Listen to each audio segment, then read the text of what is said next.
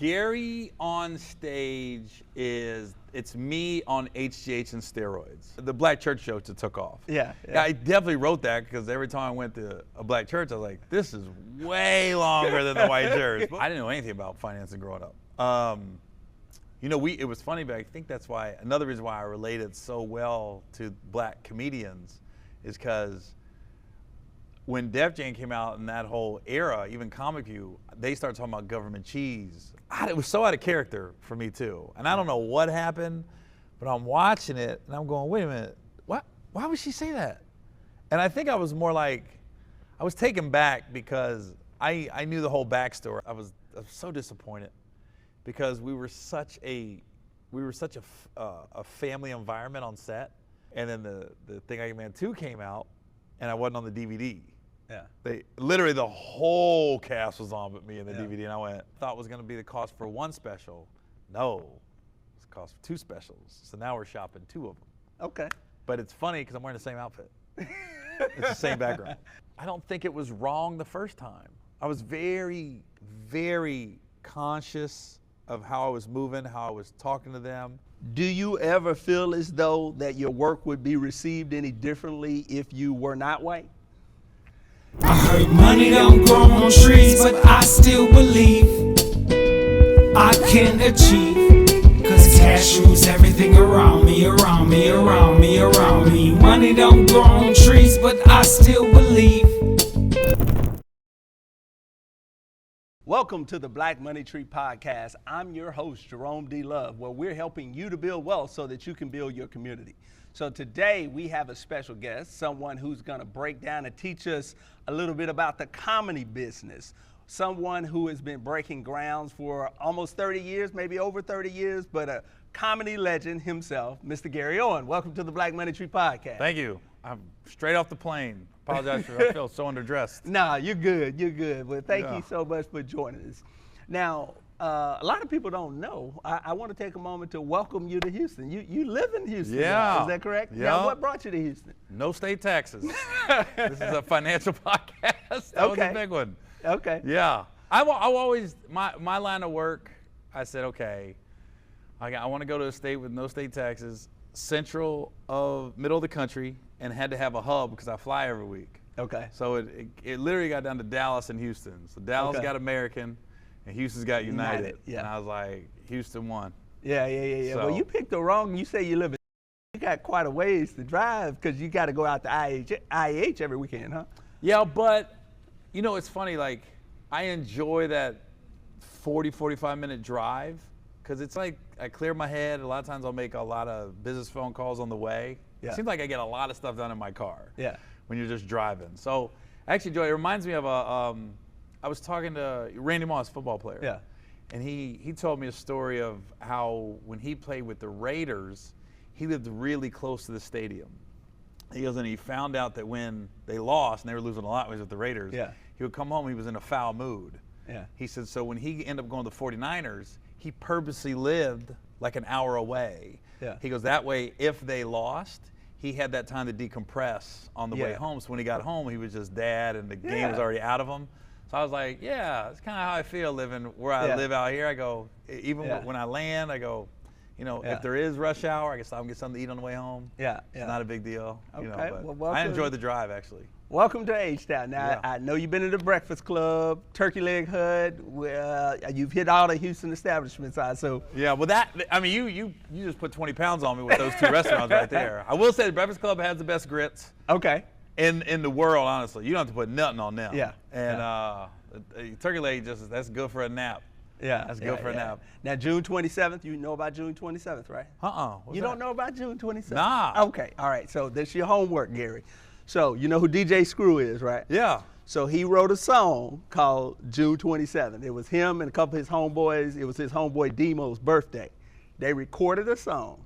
It's 38 minutes long, and it is a H-Town classic. You got to know all the words. Most of the H-Town rappers, Drake did a song. It was November something. That was the June 27th. It's a classic H-Town song. So you got to, over 25, 30 years old. Oh, really? Yeah, it's old. It's old. 35 minutes of a DJ rap Screw song? is dead.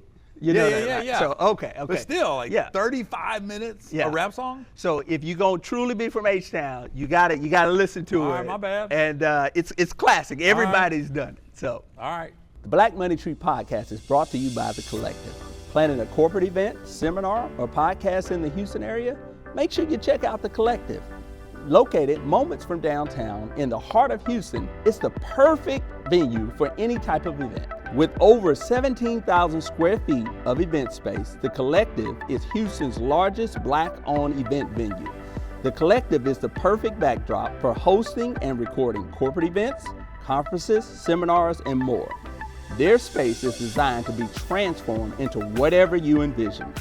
The Collective features a state-of-the-art podcast, video production studio, and staging area, ensuring professional, high-quality images for all of your production needs. They collaborate with a variety of vendors, including video and sound technicians, world-class caterers, and event decor specialists to ensure that your event comes out nothing short of timeless. The venue's versatility means that it can be transformed to match whatever you envision. Book your event now and click the link in the description and use the promo code BLACKMONEYTREE for special discounted rates. Make your next event timeless. So let's go ahead and jump on in there, Gary. So first off, thank you once again for joining us on the Black Money Tree podcast. Now, you know, a lot of comedians, their own stage persona is more kind of autobiographical. Some people is more shtick. I want to know, how close is the Gary that we see on stage to the Gary when he's not performing?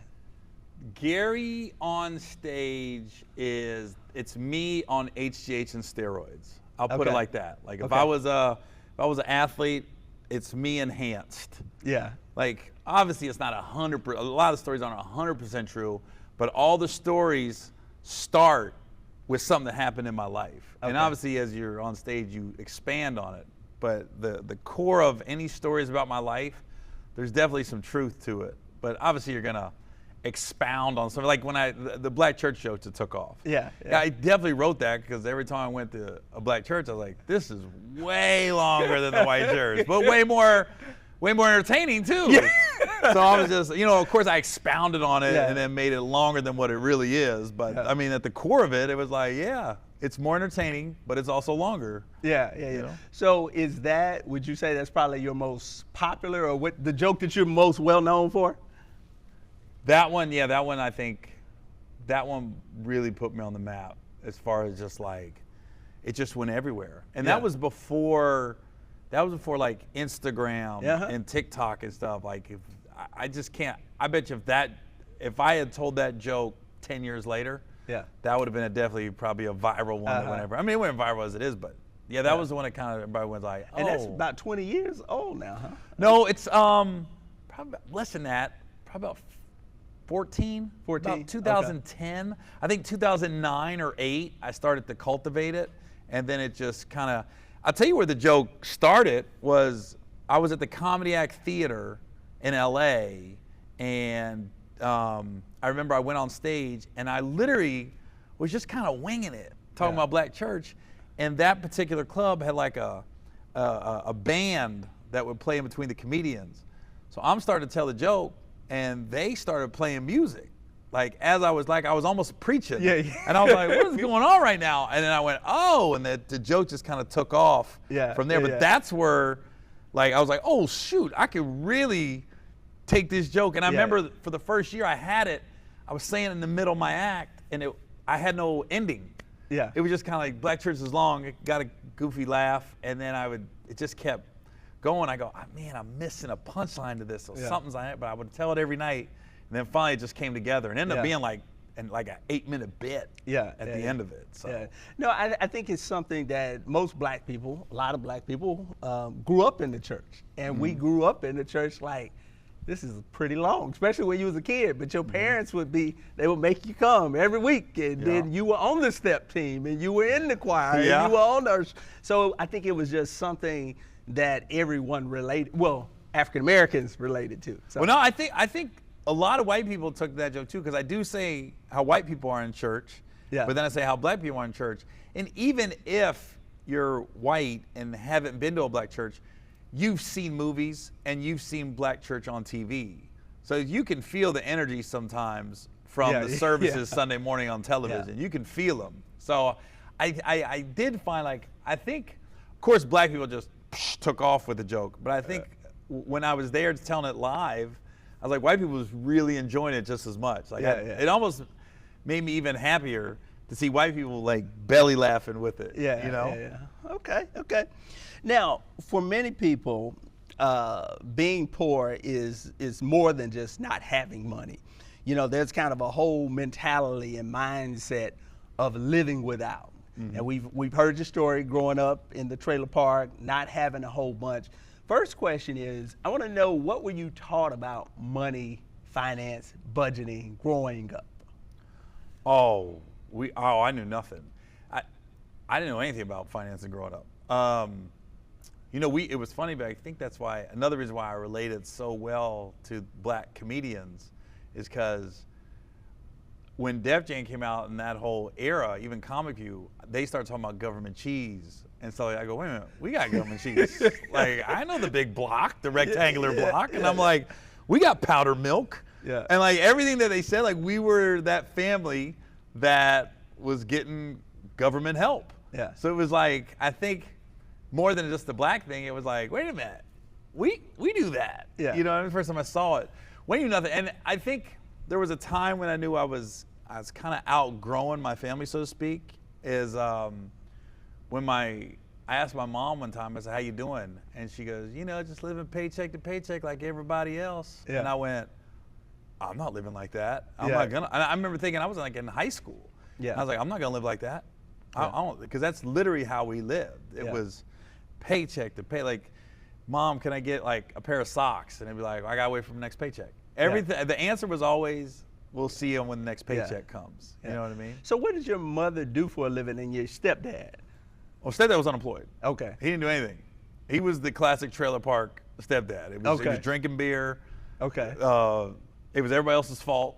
That type of deal. My mom worked in a factory her whole life, so that's just what she did. She just worked in a factory. So when you live that way, most people would say you develop kind of what you would call broke habits. And when people kind of break out of that, they typically want to live lavishly and splurge a little bit. It's been, I believe you put it out there, it was somewhere that you were saving checks and stashing them in your house. Is that true? Yep. It was true? Okay. I'm always, I still to this day, petrified of going broke. I feel like the rug can be pulled out at any moment, and I just want to be ready if it ever happened. And so I went the opposite direction in a couple things, like to be raised how I was raised, right? Like very abusive, poor, and you know, a lot of drug addiction too. I always said, like, with my stepdad especially, I always like, I'm gonna prove him wrong. Like I will, once I left the house, like he told me I gotta be out of the house at 18. I left at 17. So I automatically, I was like, I got one on him. Like, oh no, I'm gonna beat you to the punch. And it's funny, do you know who Chris Herron is? Chris Herron, sounds familiar. He used to play for the Boston Celtics, and now he goes to schools and he speaks.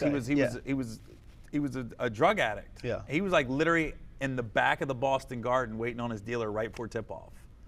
And then he finally just hit rock bottom, and he got clean, and now he goes all over the country and speaks to schools. And he was telling me, he goes, yeah, you're one of the few that went the opposite direction.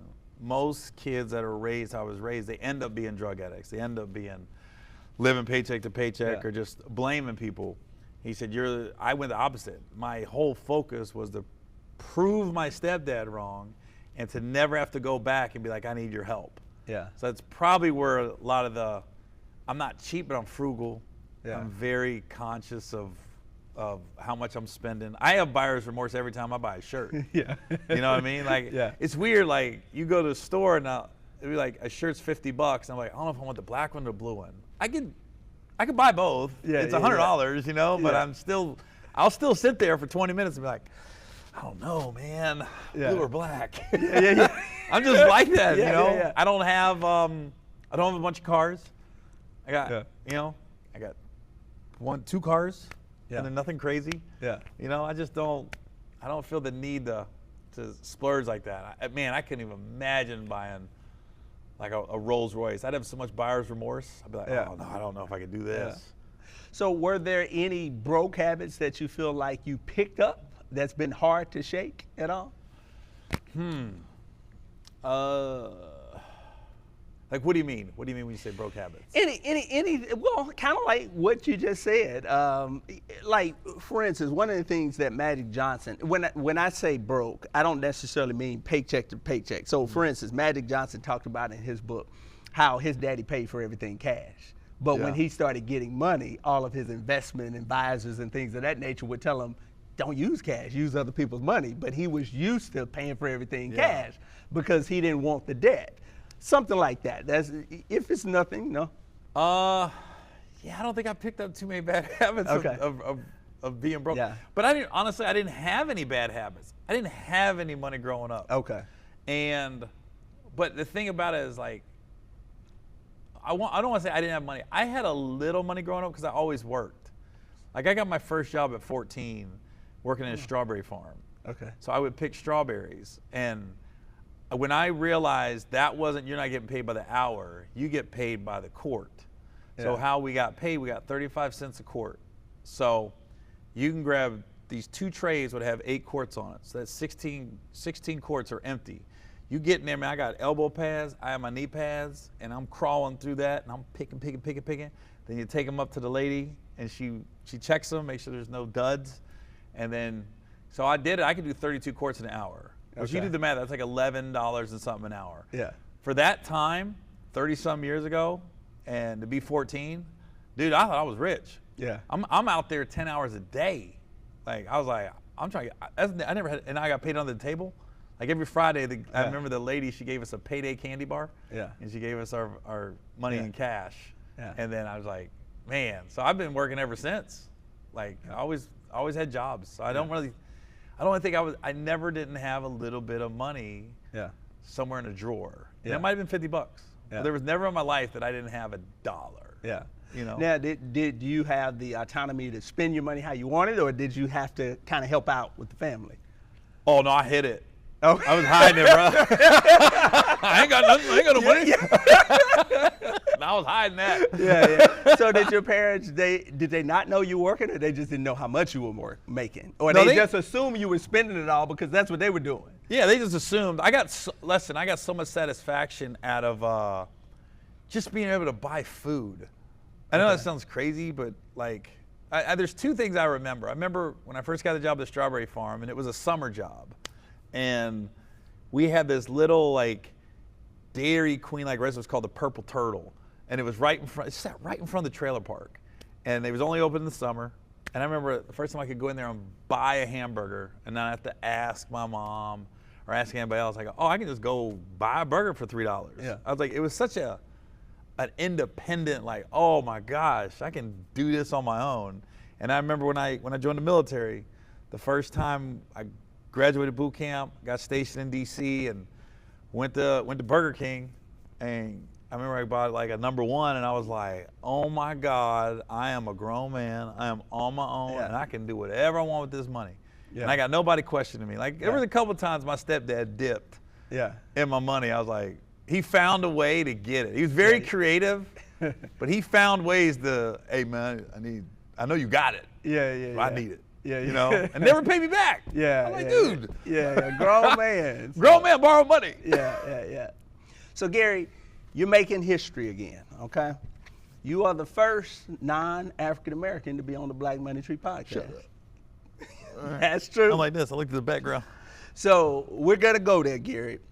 There's an obvious parallel that I'm sure you've probably heard a million times.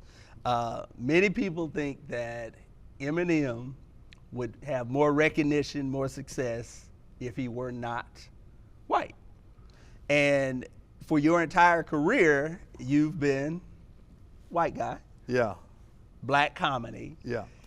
Do you ever feel as though that your work would be received any differently if you were not white? That's such a, no, it works. what I'm doing works for me because I'm not being phony. I am who I am. It's almost like I'm a fish out of water, but I'm very comfortable in the water. Yeah. You know, like I'm supposed to be uncomfortable, I'm not. And I always just felt more comfortable around black people. And I didn't have to ever act black or nothing like that. I just felt like they were always just very accepting.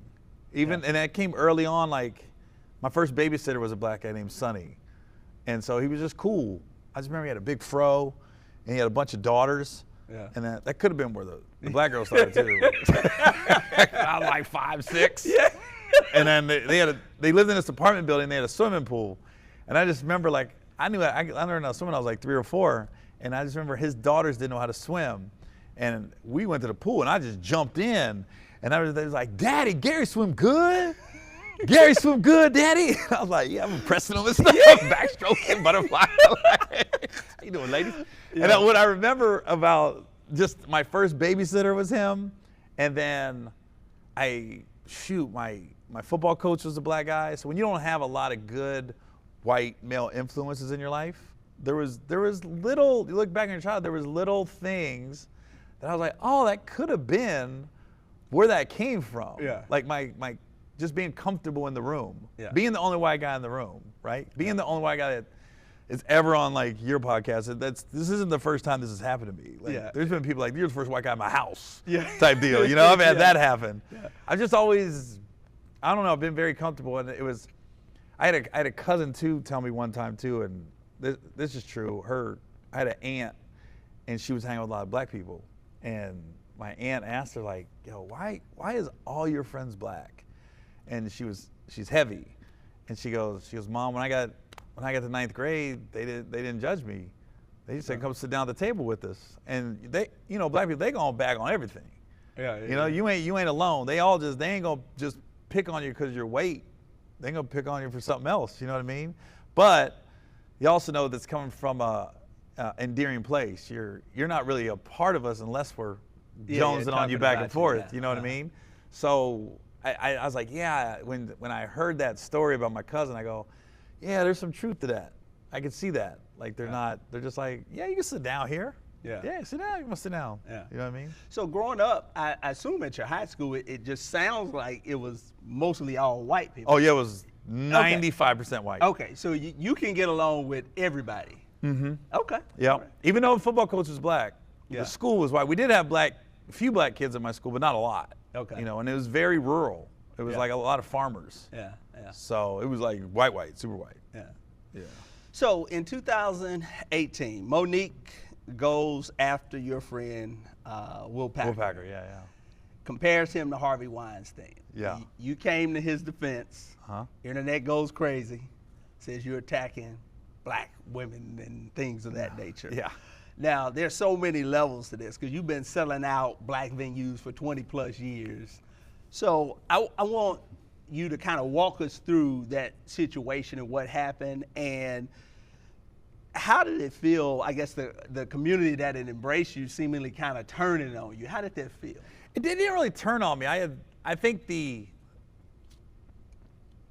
goes back to there's a few people making a lot of noise, but it really wasn't the majority. It was just the few people making a lot of noise. And what I learned is like the people that were making the noise and the people that was agreeing with them, they're never gonna come see me anyways. Yeah. I try to cater to people that are gonna come see me, that pay money to see me, that watch my videos. So with that instance with Will Packer, it was so out of character for me too. And I don't know what happened, but I'm watching it and I'm going, wait a minute, why would she say that?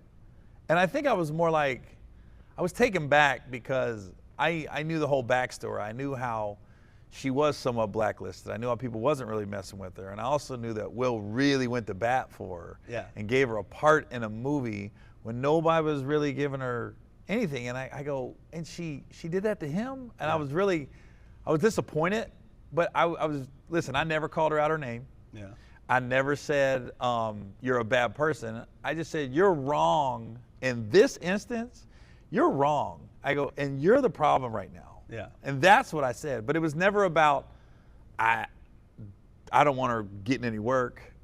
You know, she's a horrible human being or anything like that. It was literally like, you were wrong in this. Yeah. And I still stand by that. She was dead wrong in making that comparison. Yeah, yeah. And, you know, for lack of a better term, you're biting the hand that feeds you. Yeah, like yeah, he yeah. was really trying to not help you. He was hire you. She's so talented. I'm not taking that away from her, but I still think she was wrong in that instance. Have you had an opportunity to speak to Monique? I don't want to be anywhere near her. Oh, okay. Because from what I'm picking up now, every time somebody does, it's gonna flip. Yeah, yeah. It seems like it flips at some point. It'd be the littlest thing, and it's like even I did a joke about her and her husband Sydney, of how they'll get on their Instagram lives, and then they'll say we love you, but then they go for the throat. They cut you, right? I did a joke, and then they went on their Instagram live, and Sydney goes, and Gary Owen, you're a guest in our community. Like they're the spokesman for all black people. And I was like, and then when he said, you tried to compare us to a rapist or something, I go, no, that was a joke. And Monique clearly didn't see the video. She took over and goes, what? Yeah. And I was like, come on now, that was a joke. You gotta know when somebody's kidding. And that's the business we're in. We, comedians especially, we should be offensive proof. Like there's nothing you can say that's gonna take us out of our character and say that's too far. Like look at the Tom Brady roast. That's what we sign up for. Shoot, Monique cut her teeth in snaps back in the day. Well, that's all you did was bag on each other. You know? So I don't know. Everything doesn't have to be so serious. I wish like her and her husband could just laugh at some of the stuff that's happening too. You know? So how does that change comedy? I'm going a little off script because, like you say, we're in the social media world. We're in the clip world. They can edit stuff. And do you feel like you have to be more careful in what you say and how you say? And there's some things you want to say but you can't say but you used to say. Talk about that. I don't think live you can say whatever you want. I think that's why a lot of comedians are so cautious about phones now, taking videos at your show, because look, live shows, it's still anything goes. I've seen it. Nothing's changed. It's just when people take the clip and they put it on the internet, and like I said, most of the people that are getting upset, we're never going to come see you anyways. So I don't think it's changed that much. And I honestly think we're taking a turn. I think people are getting sick of the cancel culture. They're getting sick of the fake outrage, and that's why you see these quote-unquote shock comics selling out now. People want to hear that stuff. They want to make the uncomfortable comfortable. You know, there's the laughs are great, but when you can get the from the whole audience, you're like, all right, how's it going? You know, oh, he went there. It's not even a laugh. It's like, ooh, that's almost just as good. You know? So comedy, and you've kind of already answered part of this question, especially urban comedy is kind of a weird world in that sometimes you famous, everybody know your name, but you're not necessarily making a whole bunch of money, you know, until you kind of break through. Now, I've noticed that, like you say, you're pretty, you're not extravagant in your dressing style on stage, none of that type of stuff.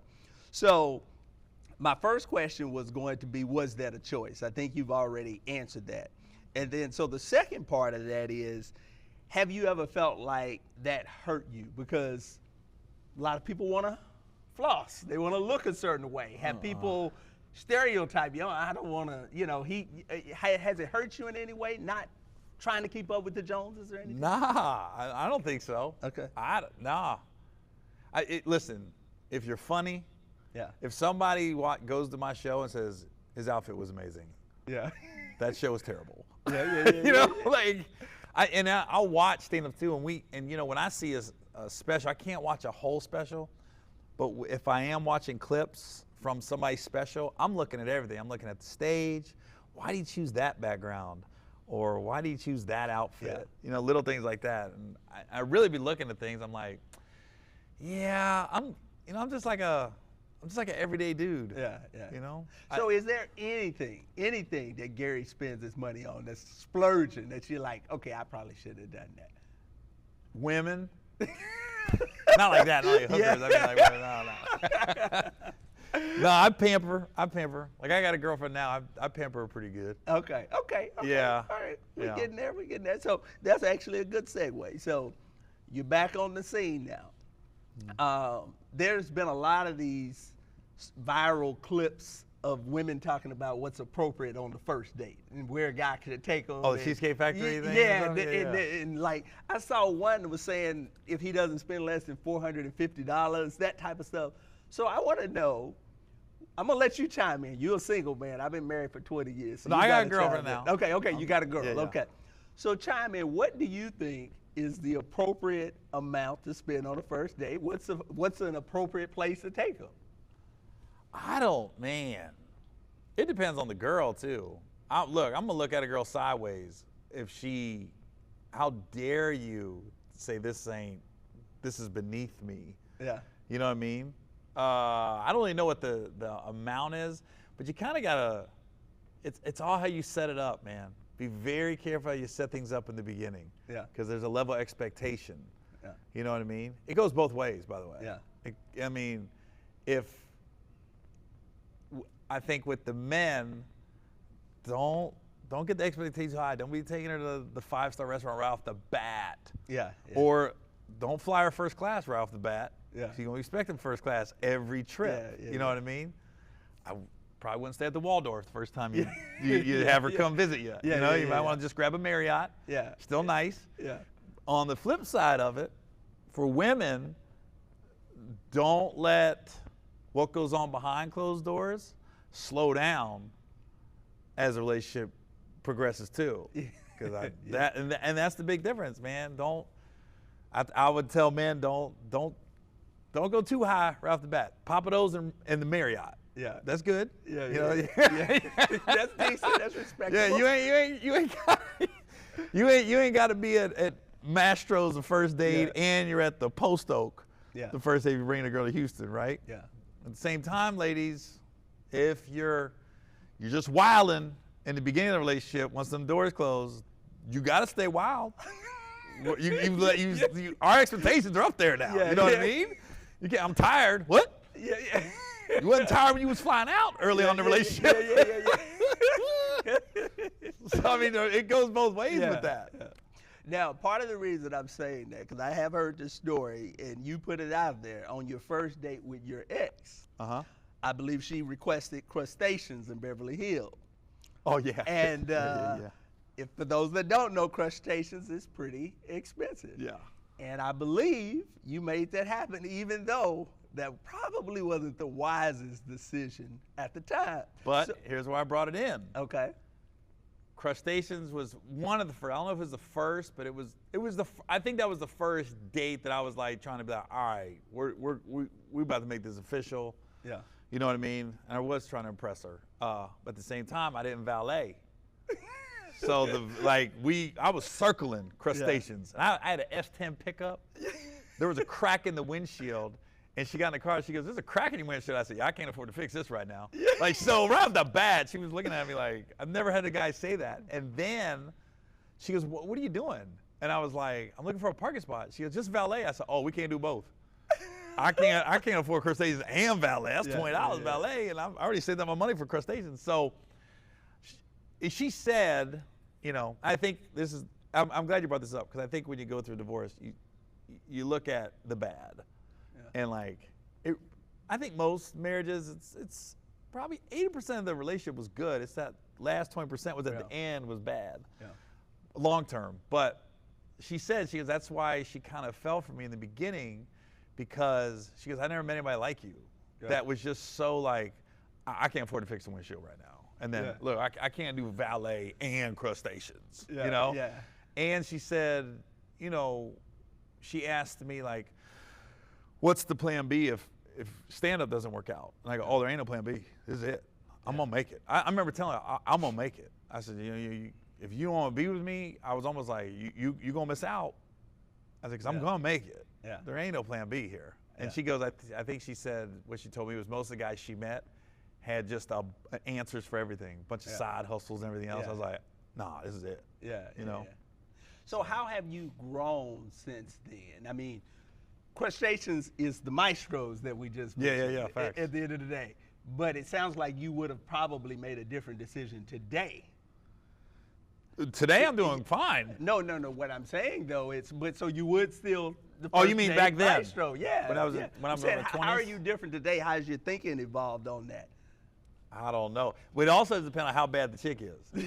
'Cause she was a stunner, bro. Yeah, so yeah. I was like, I ain't never pulled nothing like this before. Yeah, I figured that was what she was used to. Yeah. You know.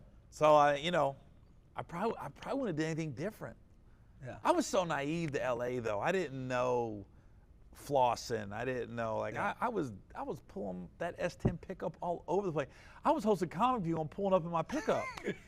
Like, what is the host doing in a 1993 bright blue S10 pickup with a crack in the windshield? I just didn't know any better. Yeah. I thought it was a great car. Yeah. You know what I mean? Like, and I remember at one point, it was like 2 years later, I've already hosted Comic View.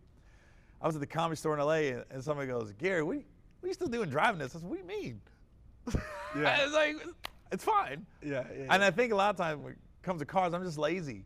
Yeah. You gotta go to the dealership, you gotta deal with them talking to you, and I'm just like, oh, we're in a different age now. You can order a lot of stuff online. Yeah. But back then, you had to really go to the dealership. Yeah. I'm at the dealership 10 minutes, my ADHD's kicking in. I don't care how many horsepower. Does it run? How much is it? Yeah. That's pretty much my question. Yeah. So let's go back, 1997. You just mentioned it. You were hosting, you were working at the Navy, still in the Navy, hosting Comic View, doing pretty well. Then you went from there, started doing specials, did a few movies. Now you're into social media. A lot of people in business, they struggle when stuff is going well. They try to keep doing it and don't really know when to pivot. How did you know when it was time to pivot, do something else? You mean like entrepreneurial? Yeah, well, I'm saying you went from Comic View to movies. It seems like you kind of have a knack for knowing when to change and move on to the next when something has run its course. Well, the movies, that's out of my control. Okay. Because I'm, even to this day, like I'm not out there turning down script offers. I'm getting offers and stuff, but I'm not. It's not like I got 5 scripts on my desk. Yeah. And I'm picking and choosing. It's not like that. And we're in such a different age right now, man. Stand up. If I was to take a TV show, unless I'm the lead and have an executive producer credit, I'm taking a pay cut to be on TV like that. We're in a different age right now. And stand up right now, we're in a great age for stand up. We're generating a lot of money. There's a lot of comedians making a lot of money right now. Yeah. So I don't. As far as pivoting, man, I've turned down a couple films in the past because I go, that's 6 weeks, and I can't do stand-up, and it's strictly been financial. It's like, and it'll be the role of like, is this part really gonna make a dent in things? Yeah. And if I don't feel like it is, I'm like, I'm not gonna do it. I'll just do stand-up and stay on the road and cut my clips up and put that on YouTube, and you never know what's going viral anymore. And so we're in a completely different age. When I first started, you were definitely at the mercy of the industry or the machine, so to speak. Like somebody had to be like, we're gonna put you on TV or we're gonna put you in this movie. Man, now you can do everything on your own. Yeah. Everything. So, and it's funny you said that because that kind of leads me into the next question. I can be funny at times. A lot of people are funny, but that doesn't make us a comedian. Right. Now, some people are posting funny videos, make people laugh, and they're making money doing it. Some people are funny in movies. What makes you a comedian? Is it the ability to do stand-up? Or if you're funny in a movie, if you can make a funny clip, or is there a difference? Oh, it's a completely different art form. It's a different muscle. Okay. It's almost like UFC and boxing. You're still fighting, but it's 2 different art forms. Okay. Stand up and doing the sketches, it's completely and the people that are doing the sketches that transition into stand up, they learn very quickly. This is different. Yeah. Stand up's different, and some of them they get in there and they keep grinding and they get better.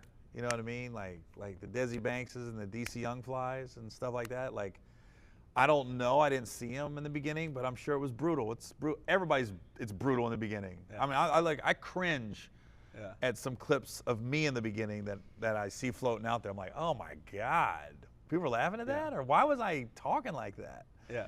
I'm sure it's like that. It's a different muscle, but I'll never knock anybody. Like, if people are gonna pay to see you, it's not my place to be like they don't deserve it. Yeah. it's not my place to say you're disrespecting the art form. No, if you can come here, and I think the goal for every comedian is have the audience leave the room in a better mood than when they got there. Yeah. And then you did your job, whatever that is, you know? Yeah. So I don't knock anybody's hustle like that. But it's a different muscle, bro. It is not. Them sketches, that's not stand-up. Yeah. And stand-up ain't sketches. Yeah. It's both ways. Yeah. What I try to do is I try to be a sponge. And I look at everybody, what they're doing, and I'm going, okay, how can I capitalize on what seems to be the trend right now? I'm not gonna do TikTok dances, I'm too old, obviously. So I was like, I'm so happy there's people out there like Matt Rife and Nate Jackson who've just basically blown up off stand-up, and they put it on TikTok, and I go, okay, so there is an audience out there that just wants to see stand-up. You don't have to do a dance or a sketch. The only thing I'm not a fan of, and it kind of bothers me, is the people that try to do the shock stuff with strangers. Oh yeah. Where you're just aggravating people. You know what I mean? Yeah. Like they'll go up in a grocery store and they'll say something. Yeah. You know, that's kind of, I'm like, there's no talent in that. You're just literally trying to go viral. Yeah. And I go, you're just aggravating people. Yeah. There's no art in that. There's no future in that, really. So if I go to YouTube and I search Gary Owen, which I occasionally do, you get dozens of hours of your content and jokes, and we see you on stage and things of that nature. I heard David Arnold say before he passed how I believe it was that the Wiz sketch he did for the first day of school, how that blew up, went viral, and it helped his stand-up and everything else he was doing. So let's break down how people make money in comedy. You know, this is the Black Money Tree, so we want to know, what's the business of comedy? Talk to me about some of the ways to make money in comedy. Well, now you can monetize yourself. Like TikTok pays, Facebook pays, YouTube pays. Instagram doesn't pay, but Instagram is where you get the most engagement with, I would say, celebrities and entertainers. That's where you can get noticed, I think, the most by industry people, is in Instagram. But that's how you make money without leaving your house. You know, you can put your clips up there. And stand-up, how stand-up works, in the beginning, you're just happy to be on stage and not losing money. Yeah. If you could get on I tell comedians all the time, if you can get on the road and break even in the beginning, that's a win. And then, you know, we usually go, how I made money in the beginning, when I first got on the road, I had a set amount. And I'm making up numbers right now. So let's say a club would bring me in, they go, all right, Gary, you're gonna get $2,000 for the weekend, whether it's 5 shows or 4 shows, and then we're gonna give you like $500 per sellout, whether it's papered or paid, because comedy clubs are a lot like movie theaters. They're making their money off food and drink. And then, because I remember there'd be a couple times I was on the road and I'd settle, and let's say the room held 300 people, and my tickets were $20. And I go in there and it'd be like, I didn't get my $500 bonus because they sold 296 tickets. And I go, I'll buy the last 4. Yeah. I'll spend the 80 to make the 500. And I remember I was in Virginia Beach, and I was like, the manager was like telling me, I was like, yo, we're like 5 tickets short of a sellout. I said, I'll just buy those tickets. Yeah. You didn't tell me that. He goes, can't help you, man. We already did the numbers. I go, was I a jerk this weekend? Like, what is going on right now? Why won't you do this? Yeah. Like, most clubs round up. If you're cool, they'll just round up. Yeah. You know? And he was so animate, like, nope, nope, nope, nope. Come to find out, it was his first week on the job. So I said, can you call the old GM, or the guy that's actually running it that doesn't come anymore? So he goes, all right, but I'm telling you, he's gonna say, no, we closed the books. Yeah. And the GM got on the phone, he goes, Gary, yeah, we're giving you the 500. Thanks for a great weekend. Sorry, it's his first week. That was the whole conversation. I was like, so that's how I make money. And then when you start selling tickets, you start getting door deals. And that's when you start really making some serious money as a stand-up with the comedy clubs. And what that is, like, you'll start out, normally it's a 50-50 deal. You're getting 50% of the door.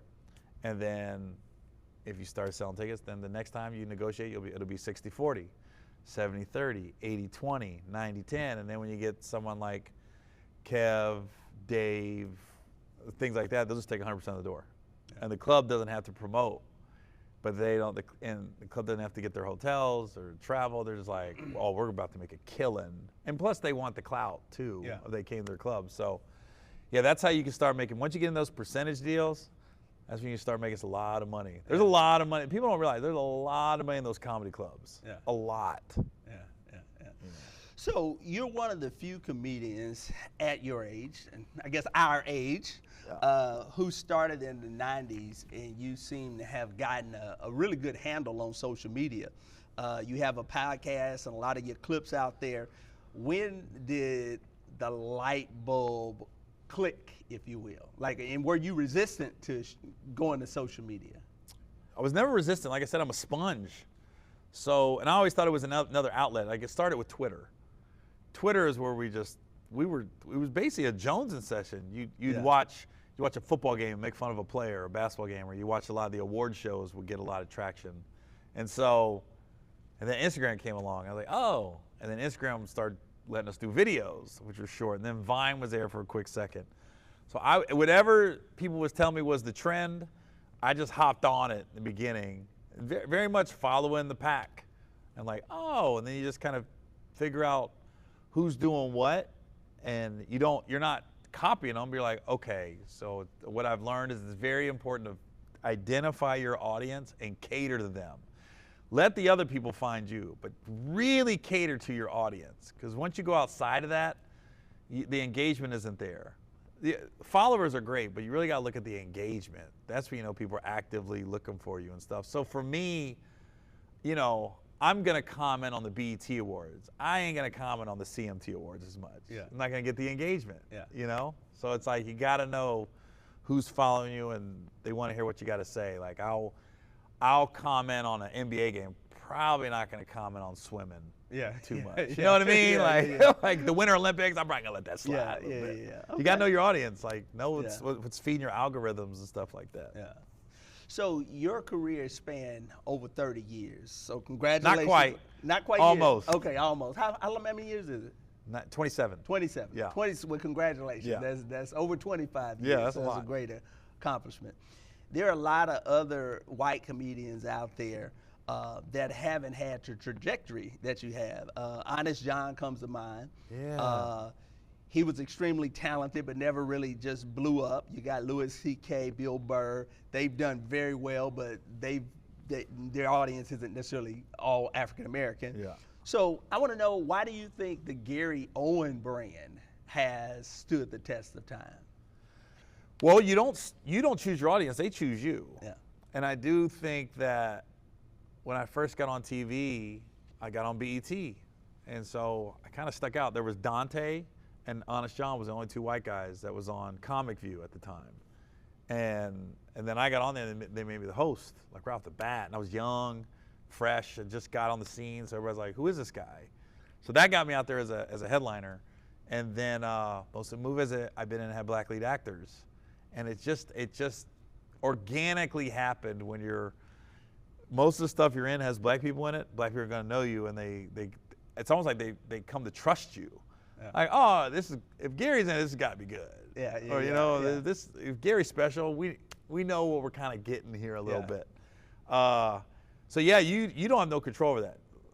It was funny because I ran into Bill Burr at the Burbank airport probably about 12 years ago, and we were sitting there having lunch at the airport, and we was talking about the good and the bad in the entertainment business and our frustrations and stuff. And he said something that just resonated with me. He goes, Gary, I'm just gonna be so effing funny. They can't deny me. Yeah. And I was like, it was so simple. Yeah. I'm gonna be as funny as I can be and give every ounce of energy I have on the stage and to this art form. And I think when you do that, eventually your number comes up in some form. And it's a roller coaster, man. Some years you're gonna be up, some years you're gonna be down, but no, it's gonna go back up. If you'll figure it out. It's funny with Bill Burr. I didn't realize he was in a lot of the old Chappelle sketches. Oh, yeah. Once he kind of blew up, and then I went back and I said, wow, that was that guy. How about this? When the Chappelle show was on, the comedy clubs had Donnell Rollins, Bill Burr, and Charlie Murphy together doing all the comedy clubs. Really? The three of them. And it was almost similar like the Plastic Cup Boys with Kevin. It was similar to that. And to think how, especially Charlie really took off in his own lane, then Bill took off in his lane, Donnell's doing his thing. To think that the three of them, 20 years ago at that time, was basically splitting the door. And I remember that they weren't adding shows. It was just they were just grinding. But they was like, oh, we're on the Chappelle Show. It's like basically the cast of the Chappelle Show was going out there. Yeah. You know, and now to see where they're at now, it's like that's crazy. Yeah. So you were left off of the #1 movie, Think Like a Man poster. Ha! How did that happen? And what did you learn about business from that? That was at the time I was so disappointed because we were such a family environment on set, and I felt like everyone got invited to the birthday party and I didn't get invited. Yeah. You know, and I'm not gonna be lie and be like, oh, it didn't hurt. Yeah, it hurt a little bit. I wasn't mad at the cast. I wasn't mad at the director. I wasn't mad at Will Packer. It's when you're dealing with, and I'm Black Famous, which I named one of my specials, when you're dealing with probably a white person that saw the cast and was doing the graphics and coming up with the posters, and they probably was like, oh, he doesn't add any value to the cast. So that was like, oh, that's the hard truth. That literally it was somebody, and they had to be white, that didn't know who I was. Yeah. That was probably like, we don't know this guy. We're just gonna leave him off. Yeah. And then the Think Like a Man 2 came out, and I wasn't on the DVD. Yeah. They literally the whole cast was on but me in the DVD, and I went. And Will actually said something on Twitter because somebody said, "Yo, a couple fans like, you did it to him again?" Yeah. And Will goes, "This was not my decision. I do not agree with it, and I'm not okay with it." Like Will actually spoke up. Yeah. And so. So you don't even know who made the decision. No, I remember asking, or my manager asked, and it was funny because I don't take it personal, like I'm mad. Yeah, it hurts a little bit, but you just keep it moving. I'm in the movie. You know, people don't really, they're not tripping off the poster. It would be nice to be on it, but not tripping. But I remember they said, it didn't match up with, they wanted the 4 couples and then Kevin, obviously, right? And then I was like, well, they could have had me and Kevin, I would have made it even 10 on the poster, right? Yeah. And they just said there wasn't enough room, is what they said, to make it look even. And I remember I took a picture of the Expendables poster where there's literally 30 guys on it, and I go, well, they figured it out. Yeah. I don't know how you couldn't go from 9 to 10, but But I mean, it hurt obviously because I got the posters at my house and stuff, and you'd like to be on it. Yeah. But it's not. I don't know where to direct my frustration. Yeah. It's not anybody I worked with. Yeah. It's somebody that was never on set, that just saw the cast and was like, I don't know. You know, that's interesting. So let me get to the next question. And remember, this is Black Money Tree. Mm-hmm. Outside of the Kevin Hart flames from the stage, how much would you say does it cost to do a special? That can be anywhere between, man, that can go anywhere between you can probably $500,000 you could do, if you really want to go there. Yeah. Or you could do, it could cost next to nothing if you want to do it at a comedy club. Yeah. If you just want to hire the cameras. So I've done 4 myself, right? And sold them. And then I've been all over the place. I did one at the Stardome in Birmingham, and it's crazy. My biggest cost was I had to buy an all new sound system for the club, and I had to buy a new red carpet because the carpet was kind of worn from the comedians. Yeah. So it's still the carpet in Birmingham. This is 8 years ago. Yeah. I had to buy a whole new red carpet, but it was cheaper than doing it at a theater, because with a theater you got union fees. Okay. And they charge you a little extra to film. So this was a comedy club. So I just had to hire the camera guys and everything else. So I think it was like an extra like $25,000 to do the carpet and the sound system and everything else that came with it. So that still was less than what it would have cost at the theater. And then, for instance, like Black Famous, we did it at a theater in Cincinnati, and we filmed it on a Monday, and we did 2 shows, and the theater only cost me $2,100. Wow. Because it was a Monday. Yeah. It was just, nobody was going to be in there. Yeah. So I got such a good rate. Like, if I'd have tried to do it on Friday, Saturday, it would have been probably 3 times that much. But they was like, we did it one night. My last special, which isn't out yet, you know, we did the San Jose Improv, and it cost me $75,000 to do everything, right? That was everything. But I made most of it back off the door, because we were selling tickets, and the comedy club was promoted like a normal weekend, and we did 4 shows. What happened was we got done with Friday night, we got done with the first 2, and we got done with the first 2 shows. We're gonna, you splice them together and make one special. We thought Saturday I was gonna do the same jokes, which normally is what you do. I remember when my manager, Saturday morning, I go, I think I got another hour. And she goes, what do you mean? I said, we're clean, right? Can we call the DP and everything? Check the gate, checked everything. He goes, yeah, we got it, we're good. And I was like, oh, I told her, I said, I'm gonna do a different hour tonight. So I remember we was at a coffee shop in San Jose, and I was writing down bullet points, and I go, this will flow good. And then we filmed a whole different special Saturday. So you got 2 specials for the price of 1. Right. Wow. So it's $75,000 I thought was gonna be the cost for 1 special. No, it's the cost for 2 specials. So now we're shopping 2 of them. Okay. But it's funny because I'm wearing the same outfit. It's the same background. Because I bought like the same pair of pants, the same shirt 2 times, thinking I'd wear one Friday and one Saturday, even though it's the same outfit, because I thought it'd be the same show. Yeah. So I have 2 specials where I'm looking exactly the same. Basically, you can honestly probably splice them together and make 2 hours. Yeah. You know what I mean? And I purposely, on the second one, did no racial jokes. Because the one thing that I've noticed is I'll do 10 clips where I don't bring up race, but I'll do 1 clip where I bring up race, and people are like, that's all he does. Yeah. That's his whole shtick is just black, white. And I go, did you not watch the last 10 clips I posted? Yeah.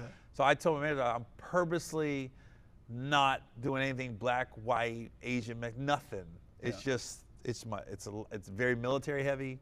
Yeah. It's just stuff going on in my life. Yeah, it's very.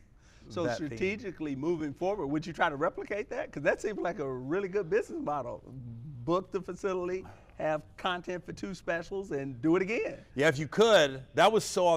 Listen, it's so hard to get a good hour. Okay. You can do an hour as a comedian. Any veteran comedian could probably put an hour together. But like I said, you want to be special. You want to be good, and you want to be timely. So that's probably not the norm, even though I'm sure a lot of people could do it. But I mean, I felt almost better about the second one than the first one, just because of what I said. Yeah. For personal reasons, like okay, I just threw an hour out there that you can, it's still on my brand. Yeah. But there's purposely no jokes about race. Even where in the past, I probably could have used that as a crutch. Yeah. So let me ask you this. You said you did the special, you wanted to sell it. I don't know all the logistics, but Ali Sadiq, he puts his stuff on YouTube. Yeah. I don't think he's selling it. I think he's making his money off of YouTube. Yeah. I don't know for sure. For sure. But that's what he's doing. Why would you want to sell it as opposed to putting it out there and making your own money? Well, it's funny you say that, because when you do it yourself, basically the networks and stuff, they're renting it. Okay. They might rent it for 2 years, and then whether it's Netflix or Showtime or HBO Max, how we've done my deals in the past is, they have basically a 2-year lease on it, and then we can go sell it to somebody else, and then I can cut the clips up and put it on YouTube myself. Okay. So it's similar to what Ali's doing. It's just I have to wait. Okay. So you kind of get the quote unquote big money check. Okay. But I really think that second one that's the route we're gonna go with it. Okay. Because that second one will probably get released before the first one. Okay. So we'll probably put it out on YouTube. That's what I'm leaning towards, because I really want to get the clips out and out there. Yeah. And I want to see what that's all about. Yeah. Getting YouTube behind it. And it's funny you say that because literally the guy that booked me on your podcast, Yeah. I just had a conversation with this weekend about, I want to talk to Ali about how he's felt going the YouTube route instead of going the traditional network route, because it's working for him. Like his ticket sales are going up, he's got millions of views. Yeah. So it's definitely working for him. Yeah. You know what I mean? No, I think it is. We booked Ali for the Black Expo back in maybe 2007 or so. So I was familiar with who he was. I believe he was on Comic View at the time, but I didn't really say, man, this dude is really good. He's a genius, until I saw Domino Effect, which was on YouTube. And then it made me say, I want to see the next one, and the next one, because he really tells his story. So once again, I don't know the economics behind it, but I think it was really what brought me in. Yeah, well, I asked him. I had him on my podcast, and I asked him a bunch of questions. I go, why'd you choose black and white? Yeah. He goes, I want to do something different.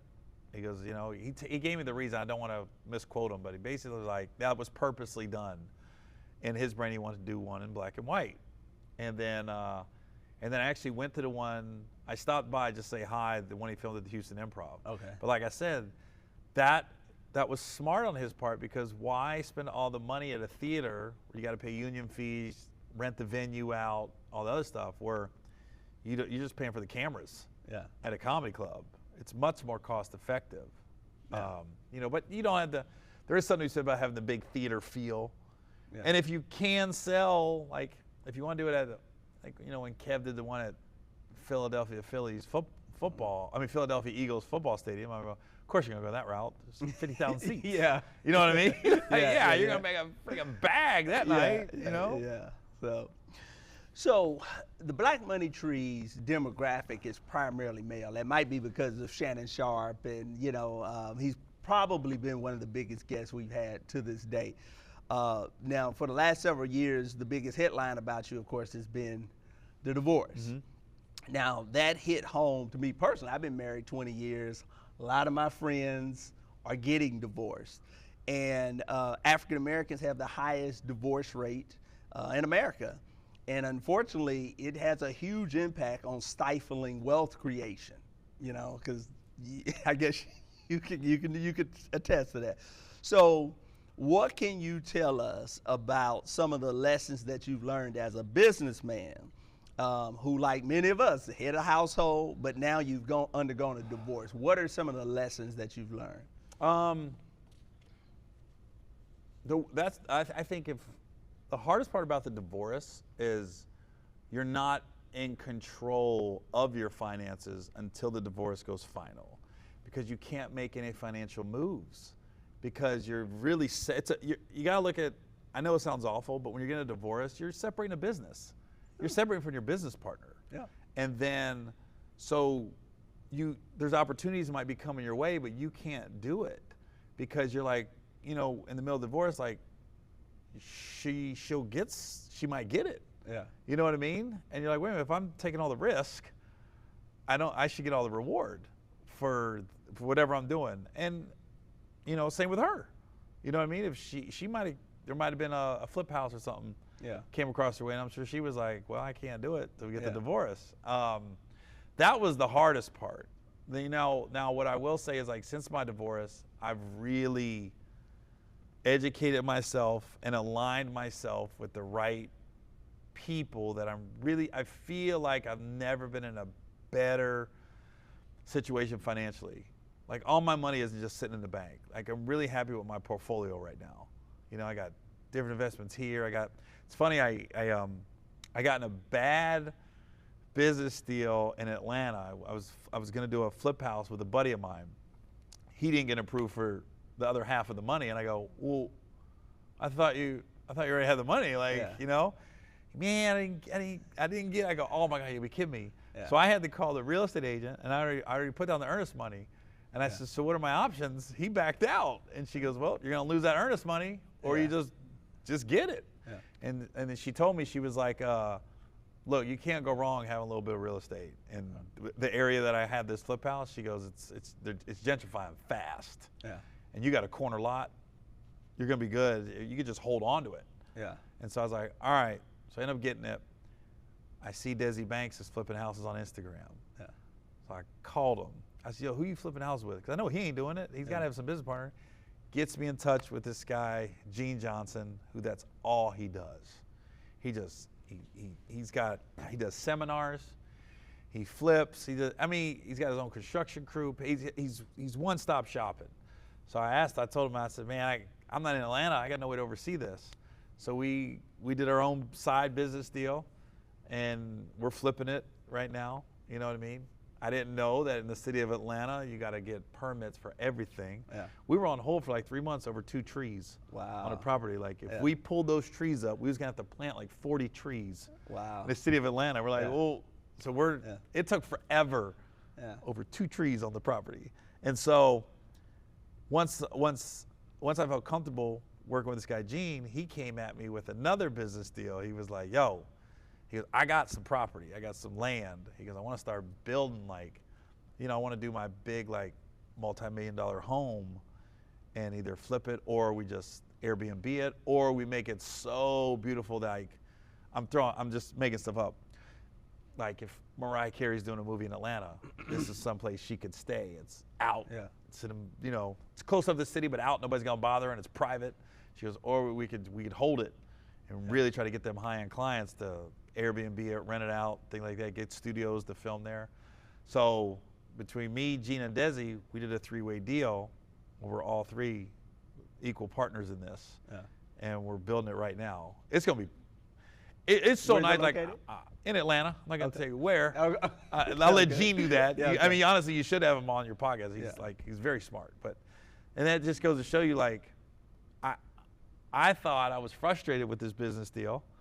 And all of a sudden, and it all came about because I told this buddy of mine, I said, yo, my divorce is final, man. I want to start moving my money around. I don't want to just sitting. I want to start doing some deals here. So we came up with it. So it's weird how the universe works. I thought I was just going to do a flip house with my buddy, and ended up being I got this whole other business partner because my buddy didn't approve for his loan. Yeah. So tell me, now, you don't know a lot about me, but that's what I do. I'm not a flipper, though. I'm a buy and hold. Yeah. Why did you choose? I assume you're on the road, your real money's comedy, and you view holding as management, time, commitment. Would that be correct? Or why you, okay, all right. Yeah, and it's either I looked at it like the first flip house, right? The money's either just sitting in the bank or it's sitting on this land.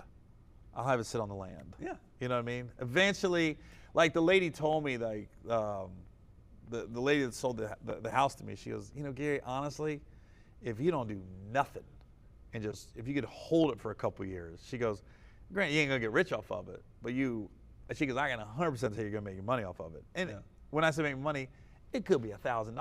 Yeah. You know what I mean? But it's more than you would have made if it was in the bank. Yeah, definitely. And I'm making numbers up right now. But she goes, if you just hold it and do nothing, you're gonna make your money. Yeah. Let these other guys build all these houses up around you, and then they're gonna be like, oh, we don't want this piece of crap.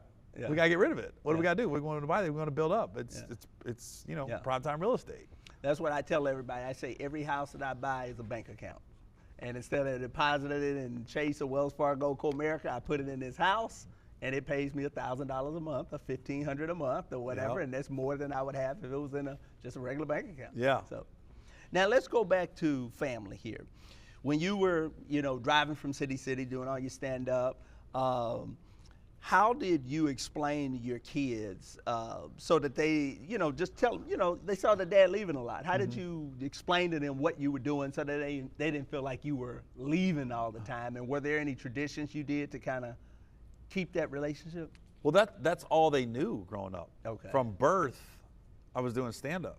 Yeah. So it's funny because, before 9/11, we could park and they could walk me right to the gate.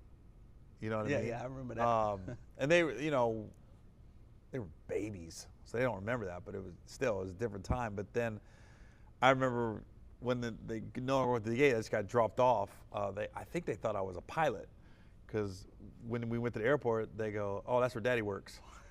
So I literally thought they worked for the airline. I guess is what they thought. But that's all they knew. Okay. And you just gotta. you gotta make sure you're there for the big milestones. Like I never missed a birthday when they were growing up. You know, I missed some sporting events, but man, I really tried to make most of them. There was times I would try to route my scheduling to make sure I could get back. So at one point, my son was in a Saturday morning basketball league. He was like in 6th grade. And so once his schedule came out, I called my agency. I said, all right, I want to try to be close. So I could like wake up in the morning, get a 6 a.m. flight, get back to Cincinnati, and then get back for my show that night. So I could make his game and then get right back. So, or close enough to drive. The good thing about the Midwest, Cincinnati, you know, Cleveland, Dayton, Toledo, Indianapolis, Louisville. There's quite a few markets you can get to. Yeah. That was driving. So, you know, you just had to prioritize. That's all you can do. Yeah. So you have twins now. Congratulations. Young. Yeah. Boys, girls? 2 boys. 2 boys. Okay. Yep. Now, with the divorce being relatively fresh, and you've been kind of open about the distance with you and your kids currently. Second time around, have you thought about how you'll do things differently? It's such an interesting question because I don't think it was wrong the first time. I was very, very conscious of how I was moving, how I was talking to them. They were always the priority. Like I said, I didn't miss the big events. So to say to do it different, I don't know if I could do anything different. I will say with the new boys, I'm older, so I'm going to go from the young dad at the PTA meetings to the old dad at the PTA meetings. But I am trying to set myself up financially so when they hit 9 or 10, I don't have to be on the road every week. I could be like, I don't want to work for a while. Yeah. I want to be able to be in a spot where I could just say I want to work or I don't want to work. Yeah. You know what I mean? So that's been the biggest thing since my divorce, though. Like, all my money's out there, setting me up for hopefully, you know, success in the future. There's no guarantees in any of this, but you know, I feel pretty good about the people I've aligned myself with. Yeah. To make these deals. So in your specials, you talk about being poor growing up, and your children, they don't know anything else other than their daddy's a celebrity and they get whatever they want. Right. So how do you instill the best values that come from having humble beginnings when you come from a world that they can't even relate to? How do you teach them some of those principles? You know what? That's probably what I'll do different with these twins. Is I probably won't. It's so weird to say not make their life as easy, because you know my kids, damn, they didn't have to struggle for nothing. Yeah. You know what I mean? And so yeah, I'll probably pull back a little bit on these two. You're gonna have to earn some. It's like what Shaq said: "Daddy's rich, you're not." Yeah. You know what I mean? Like when Shaq said, I go, yeah. There's some truth to that. So I was like, yeah, that's probably what I'll do different. I probably won't. That's so weird because you don't want your kid to struggle. Yeah. But sometimes, man, the struggle is that's what makes your story. Yeah. That's what builds you up. Yeah. I think everybody needs to struggle a little bit. Yeah. I don't mean you got to be broke and you can't eat. I don't mean like that. But you have to. The only way to really find your path. Yeah. You can't be like calling dad for money. You know what I mean? You want to be able to be like. Yeah, no, I agree. I think some of the most powerful lessons that I use that yields the greatest return in my life were based upon the hard stuff that I had to go through. So when you give your kids all this stuff and deny them of that struggle, they don't learn those lessons. At all. Yeah.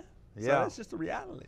That's probably the biggest thing I've learned, and I'll do different with the twins is, they're definitely not, life isn't going to be as, I want this, so I'm going to get this. Yeah. I want this. And I need help with their mom too. The mom has to be on board with it. Yeah. You know what I mean? And I'm not throwing my ex under the bus, but you know, she has a hard time saying no to the kids when they want stuff, you know. So that was a big button heads at times. It still is. Yeah. Like, you know, it's okay for them to struggle. You know, if they got a bed to sleep in and they got food, I mean, that's the essentials. Everything else, they gotta be on their own. They gotta get it. Yeah. You know what I mean? I agree. So 2 more questions. 27 years in the game. You've checked a lot of boxes that many of your peers never will see. What still excites you about the future of your career? Man, what I love about the business is tomorrow you can get that phone call. Yeah. Tomorrow you can get that phone call going, yo, you know, Steven Spielberg, for some reason came across one of your specials or one clip and he wants to meet with you, and then you're getting that role of a lifetime, you know? So I think that's what's still exciting to me. You know what I mean? Like, I recently met with a TV writer, and me and her had a TV deal back in 2012. And that's the funny thing about this business, it all comes back around. That's why I always be good to people. That's why, not to go back to Monique, but man, really think about some of the bridges you're burning, because this business, it comes back around. So I had a TV deal with this girl 12 years ago, and here we are 12 years later. We're both in different places in our life, and it's rare I get excited about a show, but she called me about a show, and I went, oh, I'll do that. Yeah. I don't want to say what it is because it's so in the early stages, but when she brought it to me, I was like, yeah, I'm down. Yeah. I will go off the road, and I got excited. And it's kind of left field. My manager set up a meeting with her manager. They talked, and then she called me, and we reconnected and started catching up. How's your life and everything? And then she told me her idea. And it's funny, she saw me on Shannon Sharp's podcast. Oh, okay. And that reignited her and my brain. Yeah. I mean, that reunited me and her brain. I'm sorry. Yeah, yeah. She was like, oh, I have been thinking about Gary, but she saw it, and what she saw was, she goes, I saw a different side of you on that podcast. She goes, oh, he's a real human being. Yeah. Okay, there's something there. There's some depth there. Yeah. So we can pull some stuff out of that. And I was like, I'll tell you off air, but I was like, oh yeah, I'd love to do that show. Yeah. So I think that's the exciting part. Yeah. Every day's different. Possibilities. And it never ends. Like, you're never going to meet your goals. Like, if you sell 10,000 tickets, you want to sell 11,000. If you win an Oscar, you want another Oscar. If your movie made $100 million, you want a movie that makes $200 million. You're never going to reach your goal. And that's the best part about this business. Yeah, yeah, yeah. So if you had to start it all over again and build it back, what would you do differently? Not get married. I'm just kidding. We just go together. Yeah, we'll just date. That's so hard. That's a good question. What would I have done different? I probably would have made myself more accessible. Because what happened was, when I first got to LA, I was in the loop. I was going to all the parties, I was mingling, I was meeting all the right people. You know, I met Jamie Foxx. He got me in the movie Held Up. That was just off, he thought I was cool. I had to audition for it, but it was kind of like one of those, it was mine to lose. And then when I met my wife, I kind of just I stopped going out as much and going to, you know, functions and award shows and things like that. So if I could change one thing about the beginning of my career, well, probably beginning, middle, was did more of those social functions, the entertainment functions, the mixers, and anything where you just had to be in the room and deal. Like they say, golf course. A lot of deals are made on golf courses and stuff like that. I would have definitely made myself more accessible and kind of put my foot down, like, I'm going to go to this. Yeah. You know what I mean? Yeah. Instead of being like, yeah, I'll just stay home. Yeah. So that would have been. What about today in this era with social media the way it is? If you were 20-year-old Gary, what would you do? Oh, I probably doing TikTok dances. I'd probably have my group of guys, and we'd be collaborating, doing goofy sketches and things like that. I mean, I'd be playing the game that it is now. You know? Yeah, to be 20-year-old Gary now, ooh, be killing it.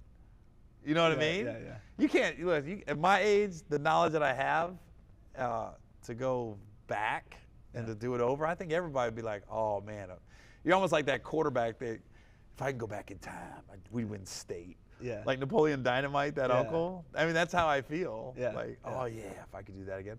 But I made a lot of I really think I made a lot of great decisions. That hasn't been, I think I've been good to people that I worked with. I don't think there's anybody that's worked with me like I don't want to work with him again.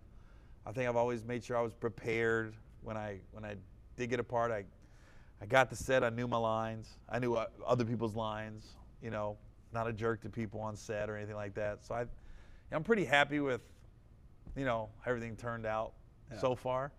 But like I said, you're still looking for the one where like it's your movie. Yeah. You know, that's revolving around you. Yeah. Or it's I mean, I had the reality show. Yeah. But not only that, my reality show couldn't have got released at a worse time. And we didn't know it. We do this reality show, it takes a year and a half to put it together, and why are we airing at the same time as ATL? Yeah. Nobody, like ATL premiered, and I remember they wanted us to do social media, BET, and you're going, why am I hashtagging ATL? What is ATL? I didn't know what the show was. Yeah. And I go, there's a TV show called ATL? And then who knew? And it was Insecure. Yeah. Two probably of the biggest black shows, one on HBO, one on, what was it, FX or whatever ATL was on. And I go, I'm on BET, and ATL was the same night as us, same time slot. And then Insecure was on too, and I was just like, man, that year, to have that show, like, oh yeah, I probably should do that a year later. Yeah. Or we should, BET only did original program on Tuesdays and Wednesdays. Yeah. So we either coming on Tuesday or coming on Wednesday. So I kind of wish they would have put us on Wednesday. Yeah. Because ATL was eating us up as far as viewers go. Yeah. Okay. So. Well, Gary Owen, thank you so much for joining us on the Black Money Tree Podcast. Anything you want to share? Any upcoming shows? Hashtag anything you want to share? No. Nothing at all. Like this. Just see me. I'm out there. I don't know.